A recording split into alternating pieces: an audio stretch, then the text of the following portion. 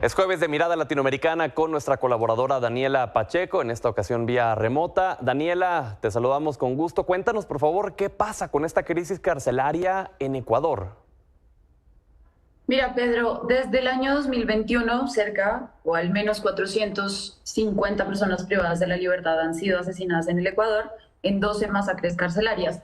La más reciente ocurrió este fin de semana pasado en la penitenciaría de Guayaquil. Guayaquil es el puerto económico del Ecuador y resultaron 31 personas muertas, la mayoría descuartizadas, es decir, se trató de una matanza brutal. Ya en el 2021, en esta misma penitenciaría, se había producido una matanza que había dejado 61 personas muertas. Y a este motín que se produce el sábado pasado se suma que 13 cárceles entraron en huelga de hambre y se retuvo a 100 policías penitenciarios.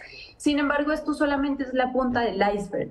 Después de ser el segundo país más seguro de América Latina, hoy Ecuador es prácticamente un país ingobernable, una tierra de nadie. Es un país completamente controlado por las bandas delictivas en el que el gobierno evidentemente no responde. Secuestros, bombas, feminicidios, asesinatos pasaron a convertirse en una actividad casi cotidiana en el Ecuador. Entonces no se trata solamente de un hecho aislado, los motines carcelarios son el resultado de la ausencia del Estado, son el resultado de la falta de una política de seguridad integral y por supuesto de la corrupción.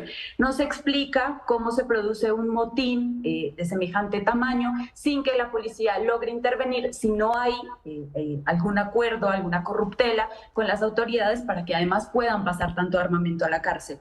Muchos países de América Latina, no solamente Ecuador, no han entendido que el respeto a los derechos humanos es lo que mantiene en paz a las cárceles, evidentemente acompañado, como mencionaba, pues de una política de seguridad integral. No podemos garantizar seguridad si no hay derechos, el resto son puros paños de agua tibia y terminan cobrando factura, como está sucediendo hoy en el Ecuador. Pero si además revisamos las cifras en su conjunto, las proyecciones en el Ecuador nos dicen que así como van los números, va a cerrar el año, va a cerrar el 2023, siendo el país más violento de América Latina con 38 homicidios por cada 100.000 habitantes, es decir, superando a países inclusive como Colombia, como México, y estamos hablando de un país relativamente pequeño, 17 millones de habitantes. Ahora, desde el 2022 también se han producido 16 ataques violentos contra políticos y candidatos en Ecuador, de los cuales 7 han terminado en asesinatos. La semana pasada, ustedes también lo reportaron, asesinaron a uno de los alcaldes más importantes del Ecuador, el alcalde de Manta, Agustín Untriago, a plena luz del día mientras visitaba una obra en su ciudad.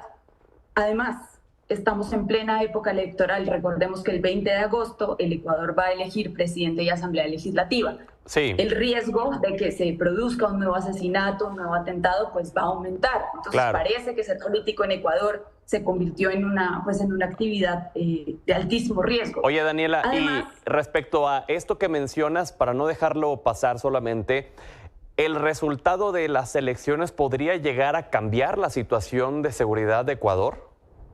mira, la demanda hoy en el Ecuador, además en otros rubros como empleo, como salud, existe, pero sobre todo es el tema de seguridad.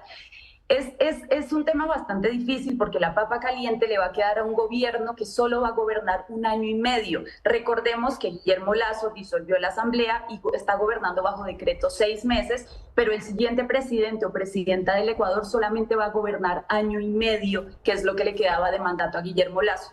Entonces, se pueden sentar las bases, digamos, para reconstruir el sistema de seguridad en general, para institucionalizar nuevamente el Estado en Ecuador, que eso es lo que está pasando, pero se antoja bastante difícil que en un año y medio puedas resolver una crisis de estas magnitudes.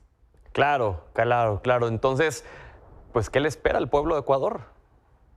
Mira, el panorama es tremendo. Si uno revisa, los asesinatos han aumentado un 58%, las extorsiones y los secuestros casi en un 300%.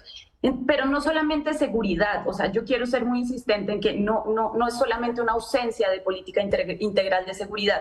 Esto sucede cuando tú desmantelas el Estado, esto sucede cuando no atiendes otras prioridades de la gente. En el Ecuador no solamente se desmanteló el sistema de seguridad que funcionaba bastante bien bajo los 2 gobiernos del expresidente Rafael Correa, sino que además dejaste de atender sectores como salud, sectores como pensiones, sectores como empleo, y eso evidentemente tiene incidencia en los índices de criminalidad que hoy vive el Ecuador. Así que al próximo presidente o presidenta le va a tocar cuesta arriba resolver el tema.